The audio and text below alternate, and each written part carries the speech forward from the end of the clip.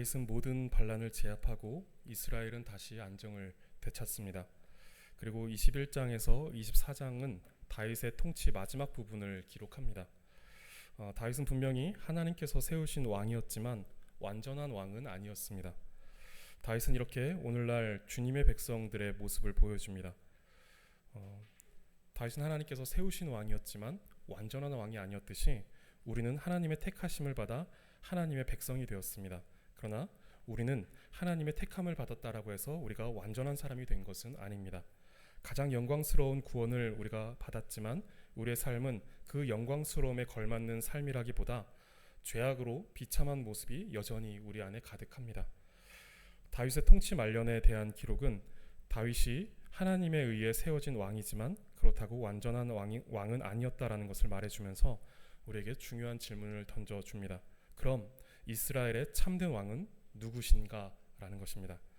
사무엘하 7장에서 말씀하신 영원하고 의로우신 왕은 누구신가? 라는 것이죠. 다윗은 그 영원하고 의로우신 왕이 아니었습니다. 다윗 역시 약속하신 그 왕을 바라보는 하나님의 백성 가운데 한 사람이었습니다. 그리고 본문에서 다윗은 그 약속하신 참된 왕을 바라보고 있습니다. 그분은 다윗의 후손으로 오시는 예수 그리스도입니다. 본문은 다윗의 마지막 말이다 라고 하면서 23장 말씀을 시작합니다. 마지막 말이라고 해서 본문이 다윗의 유언을 말하는 것은 아닙니다. 실제 다윗의 죽음을 앞두고 하는 그 유언은 열왕기상 2장에 나옵니다. 본문의 이 표현은 유언이 아니고 다윗이 신앙에 대하여서 공적으로 남기는 마지막 말이라는 것입니다. 하나님으로부터 어떤 계시를 받아 예언하고 있는 그 마지막 말, 다윗이 하는 마지막 예언이다라고 하는 것이죠. 다윗은 그 말을 하고 있는 자신을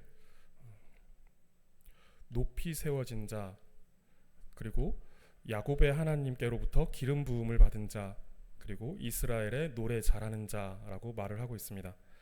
다윗은 자신을 가리켜 먼저 높이 세워진 자라고 표현합니다. 다윗은 여러 우여곡절을 겪기는 했지만 지금 이스라엘의 왕의 자리에 올라 있습니다. 그리고 그것을 오랫동안 유지하고 있습니다. 그러나 다윗은 그것이 자신이 쌓아올린 공적으로 여기지 않습니다. 다시 말해 다윗은 자신의 왕권이 자신의 공로로 인한 것이 아니라 하나님께서 왕권을 수여하셨고 하나님께서 지금까지 자신을 붙들고 높이셨다라는 것을 인정하고 고백하는 것입니다. 그것이 다윗의 정체성으로 지금 높이 세워진 자라고 이렇게 표현되고 있는 것입니다. 또한 야곱의 하나님께로부터 기름 부음 받은 자라고 말합니다. 성경에서 야곱의 하나님이라는 표현은 어떤 의미가 있습니다. 야곱의 이야기를 보면 야곱은 처음부터 훌륭한 믿음의 사람으로 등장하고 있지 않습니다. 야곱은 이기적이고 또 비겁하고 어리석으며 고집스러운 사람이었습니다. 그러나 하나님께서 그를 선택하셨고 그를 버리지 않으셨습니다. 그래서 성경에서 야곱의 하나님이라고 하는 표현은 사람의 불완전함과 연약함이 아닌 하나님의 신실하심에 따라 언약을 지키시고 은혜를 베푸신다라는 내용이 들어있는 것입니다. 아무리 그 사람이 고집스럽고 또 아무리 이기적이고 비겁하고 또 죄악된다 하더라도 하나님은 그 사람의 어떠함 때문에 그를 붙드시거나 그를 버리시지 않으시고 하나님의 언약의 신실하심을 따라서 그를 끝까지 붙드신다라는 것이 이제 야곱의 하나님이라는 표현 속에 들어있는 것입니다. 다윗은 자신도 불완전하고 연약하지만 신실하신 하나님께서 자신을 택하시고 기름을 부으사 왕으로 삼으셨다라는 것을 기억하는 것입니다. 그리고 그 언약은 단지 다윗의 왕위만 아니라 다윗의 후손으로 오시는 예수님으로 인해 영원하고 완전한 나라로 세워지는 하나님의 나라를 가리킵니다. 다윗은 하나님의 나라를 위해 기름 부음 받은 왕이지만 그 나라는 언약에 신실하신 하나님께서 세우시는 나라임을 고백하는 것입니다. 그리고 마지막으로 이스라엘의 노래 잘하는 자라고 말합니다. 잘 아시는 것처럼 다윗은 수많은 시편을 만들었고 또 악기를 잘 다루어서 시와 찬송과 악기로 하나님을 찬양했던 사람입니다. 다윗은 자신을 수식할 수 있는 많은 업적들이 있었겠지만 그 가운데 자신을 이스라엘의 노래 잘하는 자라고 말합니다. 이스라엘을 통일한 자, 주변 나라들을 벌벌 떨게 만든 자, 또 싸우기만 하면 승리하는 자, 헤아릴 수 없는 부와 권력을 거머쥔 자라는 여러 수식들을 다윗에게 붙일 수 있습니다. 다윗은 그러한 업적들이 있습니다. 그러나 그렇게 자신을 수식하지 않고 하나님을 찬양하는 일개의 가수로 불려지기를 즐거워한 것입니다. 다윗에게 있어서 하나님을 찬양하는 일은 결코 가볍지 않은 일이었고 가장 크고 즐거운 일이었던 것입니다. 그 어떤 수식보다 나는 하나님을 노래하는 자다, 이스라엘에서 노래 잘하는 자로 불려지는 것이 나에게 가장 큰 영광이고 기쁨이다 라고 하는 것이죠. 그래서 그는 법궤가 돌아올 때에도 채통 없는 왕처럼 정신없이 춤을 추며 즐거워했습니다. 성도님들의 가장 크고 즐거운 일은 무엇입니까? 다윗은 자신을 다른 것으로 수식하지 않고 또 그렇게 수식되는 것을 원하지 않았고 이스라엘의 노래 잘하는 자로 말하며 자신의 가장 큰 기쁨이 하나님을 노래하는 것에 있었음을 고백하고 있습니다. 2절을 보시면 이런 다윗에게 하나님의 영이 임하시어 그의 혀에 하나님의 말씀을 주십니다. 하나님께서 다윗의 입을 통하여서 하나님의 계시의 말씀을 주시는 것이죠. 다윗의 통치 말년에 하나님께서 그의 입에 말씀을 주셔서 예언하게 하신 것입니다. 그 내용은 이제 크게 두 부분으로 구분이 됩니다. 3절에서 5절은 이제 의로운 왕의 통치에 대해서 이야기하고 있고 또 6절에서 7절은 그러나라고 하면서 의로운 왕의 통치와 반대되는 어떤 사악한 자에 대한 심판에 대해서 말씀하고 있습니다. 먼저 3절에서 5절을 보시면 3절에 이스라엘의 하나님이 말씀하시며 이스라엘의 반석이 내게 이르시기를 사람을 공의로 다스리는 자, 하나님을 경외함으로 다스리는 자여 라고 이렇게 말씀하십니다. 다윗은 말씀하시는 분을 이스라엘의 반석이라고 표현합니다. 시편 18편 2절에서 다윗은 하나님을 내가 그 안에 피할 바위라고 말씀하십니다. 내가 피할 바위시다 라고 말씀하는 것이죠. 바위는 위험한 상황에서 안전히 피해 숨을 수 있는 수단을 말합니다. 다윗은 하나님께서 자신의 피난처이시고 도움이시며 보호자 되신다라는 것을 알았고 더하여 자신만이 아니라 이스라엘, 더 나아가 온 세상에 있는 자기 백성을 보호하시고 지키시는 분으로 고백하는 것입니다. 다윗은 이러한 고백을 통해 지금 하나님께서 말씀하시는 내용이 어떤 것인지를 말해주고 또 그 말씀을 하시는 분이 어떤 분이신지 알려주므로 그 말씀의 진실성과 성취, 이것은 반드시 이루어진다라고 하는 것의 성취에 대한 확증을 해주고 있는 것입니다.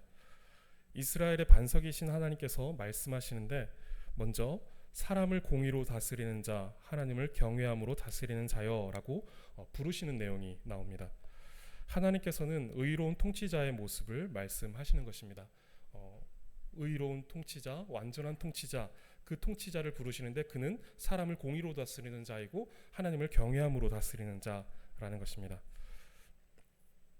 하나님께서 세우신 이스라엘의 왕은 자기 뜻대로 백성을 다스리는 사람이 아니라 하나님을 경외하며 하나님의 뜻에 따라 백성을 공의롭게 다스리는 사람이어야 합니다. 이것은 율법의 두 가지의 큰 주제입니다. 하나님을 사랑하고 이웃을 사랑하라는 것입니다. 참된 왕이신 그리스도께서 보여주신 왕의 모습이면서 대리 통치자로서의 왕들이 보여줘야 할 왕의 조건 그리고 왕의 책임에 대한 것입니다. 하나님을 사랑하는 사람은 하나님의 형상을 지닌 사람을 사랑하지 않을 수 없습니다. 하나님을 너무 사랑하는데 그 하나님의 형상이 보여지는 그 사람을 사랑하지 않을 수 없는 것이죠. 그리고 또한 사람을 사랑하는 사람은 하나님의 사랑이 없이는 그 사랑을 끝까지 온전히 유지할 수가 없습니다. 참된 왕은 사람을 공의로 다스리고 하나님을 경외함으로 다스리는 자입니다. 그러나 사람은 이 참된 왕의 조건에 들지 못하고 그 책임을 완전히 지킬 수 없습니다. 그래서 하나님을 온전히 경외하시고 또 사람을 완전한 공의로 다스리는 자는 궁극적으로 참된 왕이신 그리스도를 가리키는 것입니다. 그런데 우리 성도를 가리켜 베드로는 왕 같은 제사장이다라고 말했습니다. 우리는 참된 왕은 아니지만 참된 왕을 바라보고 참된 왕처럼 진리로 세상을 다스려야 하는 사람들입니다. 하나님을 경외함으로 세상의 공의를 나타내야 합니다. 성도에게 왕 같은 삶이란 사람을 공의로 대하고 하나님을 경외함으로 섬기면서 참된 왕이신 그리스도의 통치를 우리의 삶을 통해 드러내는 것입니다. 그것이 왕 같은 우리의 모습이어야 한다는 것이죠. 다윗은 4절에 이 참된 왕의 통치가 가져오는 결과를 몇몇의 표현들로 묘사합니다. 그는 돋는 해의 아침빛 같고 구름 없는 아침 같고 비 내린 후의 광선으로 땅에서 움이 돋는 새풀 같으니라 라고 말씀합니다. 먼저는 돋는 해의 아침빛 같다라고 말씀합니다. 돋는 해는 밤이 지나고 해가 막 떠오르기 시작하는 모습을 묘사하는 것입니다. 아침빛이라고 하는 것은 해가 떠서 정오를 향해 가는 그 아침에 있는 태양빛이 아니라 어두운 새벽에서 이제 막 동이 터서 해가 뜨는 그때의 빛을 말합니다. 즉 죄와 비참, 혼란과 저주 아래 있던 세상에 의로운 왕의 통치가 임할 때 아침에 떠오르는 태양빛이 어둠을 몰아내듯이 새로운 소망과 질서와 생명이 임할 것을 말씀해 주는 것입니다. 또한 구름 없는 아침 같다라고 말씀하시는데 아침에 떠오르는 빛이 어둠이 물러가는 것을 가리키는데 구름 없는 아침 같다라는 표현은 그 아침의 빛으로 어둠이 물러가는 것이 얼마나 맑고 분명한 상태일지를 더 강조해 주는 표현입니다. 의로운 왕의 통치는 조금의 막힘 없이 또 부족함이나 아쉬움이 없이 명확하고 안정감 있는 통치일 것을 묘사해 주는 것이죠. 아침에 해가 뜨는데 그 햇빛이 어떤 구름에 가려지지 않을 정도로 구름 한 점 없는 그 아침에 하늘에 비치는 빛 같다. 근데 의로운 통치자가 통치하시는 그 나라에서는 그 의로움이 그런 식으로 그 어떤 것에도 거치지 않고 그 완벽한 또 명확한 안정감 있는 통치가 될 것이다 라는 것을 묘사해 주는 것이죠.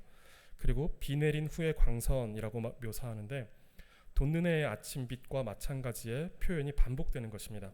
비가 내리는 동안은 어둡고 축축하지만 비가 그친 뒤 햇빛이 비친다라는 것입니다. 눈물과 고난의 삶에 의로운 왕의 통치가 시작될 때 빛이 비추고 회복이 있을 것을 말씀하는 것입니다. 그리고 마지막으로 땅에서 움이 돋는 새풀 같을 것이다 라고 말씀합니다. 어둠이 그치고 비가 그치며 해가 비칠 때 그저 악이 제거되는 것으로 끝나는 것이 아니라 거기에는 이제 생명이 자라남, 생명이 잉태되고 그 생명이 태어나 생명이 자라나는 그 어떤 생명의 역사가 있을 것이다 라는 것을 말씀하는 것이죠. 하나님을 경외하고 또 사람을 공의로 다스리는 통치는 어둠을 몰아내는 것만 아니라 생명을 살리고 생명을 자라나게 하는 능력을 나타냅니다. 우리는 빛이 아닙니다. 다만 빛이신 그리스도께 속하여 그 빛을 반사하여 그리스도의 생명을 보게 하는 사람들입니다. 마찬가지로 또한 우리는 왕이 아닙니다. 그러나 우리는 왕 같은 사람들입니다. 왕의 통치를 세상에 보여주고 적용하는 사람들이라는 것이죠. 그러므로 왕 같은 우리의 삶은 생명을 잃고 죄와 사망 가운데 사는 사람에게 생명을 전하고 생명으로 인도하는 삶이 되어야 합니다. 5절에서 다윗은 내 집이 하나님 앞에서 이 같지 아니하냐라고 말합니다. 다윗은 지금 의로운 왕의 통치가 주는 완전한 나라를 묘사하였습니다. 그러면서 지금 내 집이 하나님 앞에서 이 같지 아니하냐, 이 아름다운 나라, 이 완전한 나라, 완벽한 나라 같지 아니하냐라고 말하는 것인데 자신의 통치가 그처럼 완벽하게 되고 있다라는 것을 말하는 것이 아닙니다. 다윗은 앞서 하나님의 주권과 한없이 연약하고 부족한 자신의 모습을 인정하였습니다. 그럼에도 다윗은 그 불완전한 통치 속에서 흔들리지 않는 완전한 통치가 있음을 보고 있는 것입니다. 아무리 부족하고 죄 많은 자신의 모습이지만 그런 자신을 놓지 않으시고 언약을 지키시는 하나님을 보고 있는 것입니다. 아무리 망가지는 자신의 삶이 있고 또 죄악된 모습이 있고 또 자신의 통치가 완전하지 않지만 그러나 그 속에서도 완전한 통치를 이루고 계시는 하나님의 모습을 지금 다윗은 보고 있는 것입니다. 그래서 이제 이런 표현을 하고 있는 것입니다. 5절을 계속 보시면 하나님이 나와 더불어 영원한 언약을 세우사 만사에 구비하고 견고하게 하셨으니 나의 모든 구원과 나의 모든 소원을 어찌 이루지 아니하시랴. 여기서 이제 중요한 표현이 영원한 언약입니다. 사무엘하 7장 16절에서 하나님은 다윗과 언약을 맺으시는데 내 집과 내 나라가 내 앞에서 영원히 보존되고 내 왕위가 영원히 견고하리라 라고 말씀하셨습니다. 다윗이 하나님을 위하여서 성전을 지으려고 하자 하나님께서 너가 나의 집을 만들어주고 너가 나의 집을 세워주는 것이 아니라 내가 너의 집을 세우고 영원히 보존하고 견고하게 하시겠다라고 이렇게 말씀하십니다. 그리고 하나님은 그 언약을 신실하게 지켜가십니다. 그렇다고 다윗은 자신의 왕권이 영원하고 자신의 후손들의 통치가 영원할 것이다 라고 생각하지 않습니다. 다윗이 바라보고 있는 나라는 하나님의 완벽한 통치가 있는 하나님의 나라입니다. 그리고 다윗의 후손으로 오실 참된 왕 예수 그리스도께서 다스리실 나라입니다. 지금 다윗이 바라보고 있는 나라는 그 나라라고 하는 것입니다. 다윗은 그 하나님의 언약이 자신과 자신의 집에 있어서 하나님의 나라를 세워가는 것을 보는 것입니다. 다윗의 신앙은 그저 현세적이거나 개인적인 신앙이 아니었습니다. 그의 신앙은 현실을 넘어서서 영원한 하나님의 나라를 바라보았고 의로운 왕의 통치를 소망했습니다. 그리고 그 통치가 불완전한 삶 속에서 여전히 보존되고 견고하게 설 것을 믿었는데 그 근거가 자신의 의로움에 있는 것이 아니라 하나님의 영원한 언약으로 말미암았다라는 것을 지금 근거로 삼고 있는 것이죠. 5절에 하나님의 언약에 대해 설명하는 내용 중에 다시 5절을 보시면 만사에 구비하고 견고하게 하셨다라는 말씀이 있는데 이 말씀은 언약을 이루시기 위해 필요한 모든 것을 완벽하게 준비하실 뿐만 아니라 안전하게 지켜 보호하심이 이제 계속되고 있는 상태를 말해줍니다.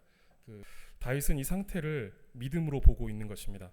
의로운 왕의 통치가 온전케 되는 날과 또한 그 통치가 이미 자신과 자신의 집에 언약 가운데 이루어지고 있는 것을 보고 있는 것이죠. 그 언약이 지금도 자신을 다스리고 또 지금도 자신과 자신의 나라를 통치하고 그것이 영원토록 하나님께서 그 언약을 영원한 나라를 세우심으로 성취하시는 그때까지 하나님께서는 그 언약을 지키실 것이다. 그것을 다 이미 준비해 놓으셨고 그것을 완벽하게 이루어 가고 계신다라는 사실을 바라보고 있는 것이죠. 6절과 7절을 보시면 의로운 왕의 통치를 받지 않아 하나님의 심판 가운데 살아가는 사람들에 대해 말씀합니다. 6절은 그들을 사악한 자라고 말합니다. 사악하다라는 말은 하나님을 모른다라는 말입니다. 본문은 이들을 무익하고 해로운 존재로 묘사하고 있습니다. 그들은 공의로 다스리고 하나님을 경외함으로 다스리는 자, 그러니까 참된 통치자, 의로운 통치자의 정반대되는 인물을 가리키는 것입니다. 즉 의로운 왕이신 예수님에 대한 믿음이 없고 그분의 말씀의 통치를 받지 않는 사람입니다. 생명이 아니라 사망, 질서가 아니라 혼란, 구원이 아니라 심판에 던져질 자들입니다. 본문은 그러한 자들을 내버려질 가시나무와 같다라고 말합니다. 아무 쓸모가 없고 도리어 열매를 맺는 나무들이 열매를 맺지 못하도록 방해합니다. 심지어 손으로 잡을 수도 없어서 철과 창자루를 가져야만 만질 수 있는 불편하고도 성가신 그런 존재로 묘사되고 있습니다. 그렇기 때문에 그러한 자들은 제거되고 불살라져야 할 무가치하고 해로운 존재라는 식으로 좀 과격하게 이제 묘사되고 있는 것이죠. 이 사악한 자들은 마지막 심판 때에 무가치하고 사악한 존재로 판정되어 버림을 받게 될 것입니다. 그 지옥불에 던져져서 영원토록 그 불타는 지옥에서 고통을 받는 것이죠. 사람은 본래 하나님의 걸작품으로 만들어졌습니다. 만드시고 심히 좋았더라 라고 말씀하실 만큼 만드시고는 하나님께서 기뻐하시고 만족하신 존재가 바로 사람입니다. 그러나 사람은 하나님을 떠나 스스로 서고자 할 때 아무런 가치가 없고 존재의 의미를 상실해버립니다. 그래서 구약에서는 육신이 됨이라 라고 하는 이 표현이 과격하지만 그냥 고깃덩어리가 되었다라고 하는 표현이 되는 것이죠. 하나님을 떠난 인간은 그저 고깃덩어리에 불과한 상태가 되는 것입니다. 우리는 하나님을 떠나서는 무익하고 한없이 가벼운 존재일 뿐입니다. 더욱이 이러한 자들은 단지 무익하고 가볍고 무가치한 것에서 끝나는 것이 아니라 죄악의 노예가 되어 살아가고 하루하루 살아가면서 영원한 형벌을 쌓아감으로 점점 더 그 형벌을 확증해가는 삶을 살아가게 됩니다. 그러나 예수님은 그러한 죄인들을 부르시고 용서하셔 구원하러 오셨습니다. 우리도 그런 죄인들이었습니다. 그들과 별반 다르지 않은 그 다 내버려질 가시나무 같은 존재가 우리였던 것이죠. 그러나 그런 죄인이 예수님을 믿고 회개하여 의지하면 모든 죄를 씻어주시고 불의에서 건지십니다. 예수님은 씻지 못하실 죄가 없습니다. 예수님께 나오기만 하면 예수님은 그를 모든 불의에서 건지실 것입니다. 예수님은 분명히 말씀대로 다시 오실 것인데 그때에는 죄인들을 심판하시고 영원한 형벌을 내리실 것입니다. 믿음이 없어 버려지는 가시나무와 같은 자들에게 넉넉히 품으시고 모든 불의와 죄악에서 건지실 자비롭고 의로우신 왕 예수님을 전하시기를 바랍니다. 정리를 하겠습니다. 오늘 부족하고 연약한 우리를 언약 아래 두심으로 지키시고 보호하시며 의로운 통치 가운데 있게 하심을 믿으시기 바랍니다. 우리가 오늘 하나님 안에 거하며 그 안에서 평안을 누리는 것은 우리의 의로움이 아니라 언약의 신실하신 하나님으로 인함입니다. 우리가 어떠한 삶을 살아가고 그것이 불완전한 삶이라 할지라도 하나님은 그 속에서 완전함을 이루어 가시는 하나님이십니다. 우리의 어떠함, 우리의 부족함, 우리의 불완전함, 우리의 악함, 그것이 아니라 하나님의 언약의 신실하신 그 하나님의 그 신실하심을 우리가 또 믿고 거기에 의지해야 하는 것이죠. 이것을 기억하시기 바랍니다. 또한 하나님의 의로운 통치는 악을 분명히 심판하십니다. 죄악과 불의를 절대로 간과하지 않으시며 용납하지 않으십니다. 분명하고 냉정한 심판이 마지막 날에 있을 것입니다. 그러나 자비롭고 긍휼이 많으신 하나님은 아무리 사악한 자라도 진정으로 죄를 회개하며 하나님께 나오는 자를 용서하시고 영원히 품어주십니다. 이 은혜의 복음을 힘써 전하시는 성도님들 되시기를 바라겠습니다.